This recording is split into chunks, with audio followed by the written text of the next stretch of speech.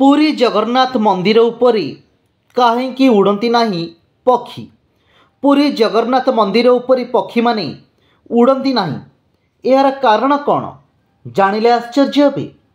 पुरीर जगन्नाथ मंदिर सहित जड़ित अनेक रहस्य रही एवं सेमानक मध्यरु सबुठारु अनन्य रहस्य हेउची एहा उपरे पक्षी किंबा उड़ाजाहाज उड़े नहीं।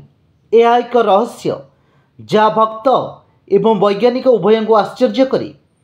सबुठारु प्रमुख धार्मिक विश्वास हेउची जे प्रभु जगन्नाथ जे भगवान विष्णु अवतार का वाहन गरुड़देव जे कि पक्षी मानकर राजा निजे ही मंदिर को सुरक्षा दियंती।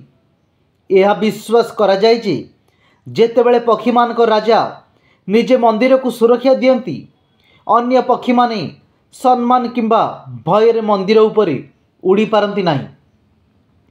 भक्त माने विश्वास करती जे यह एक दिव्य शक्ति किंबा चमत्कार जहाँ प्रभु जगन्नाथ महिमा को दर्शाए। यही मंदिर एवं यार चारिपाख अंचल नो फ्लाई जोन भाव नियंत्रित। पुरी एक उपकूलवर्ती अंचल एवं जगन्नाथ मंदिर समुद्र निकट में अवस्थित। सेथिपाई यही अंचल प्रायतः प्रबल पवन बही थाए। विशेषकर मंदिरर 214 फुट उच्च गठन चारिपाखरी वैज्ञानिक माने विश्वास करती जे मंदिरर उच्चता एवं यार विशाल गठन जोगु यह उपरे वायु प्रभाव एते द्रुत एवं जटिल होई पारे जे पक्षी मानक पई संतुलन रक्षा करिबा एवं एते उच्चतार उड़ीबा कष्टकर होई पड़े। उड़ाजाहाज विषय कहिबाकू गले पुरी सहर कौनसी नियमित विमान रूट रे पड़े नहीं, तेणु सेठारु विमान उड़ीबार कौनसी कारण नहीं।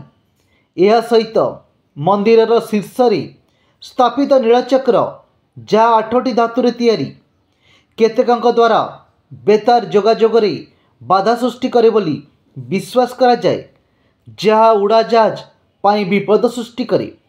यही कारण थिला पुरी जगन्नाथ मंदिर उपरे काहेकि उड़ती नहीं पक्षी आई काहेकि उड़े नहीं उड़ाजाहाज।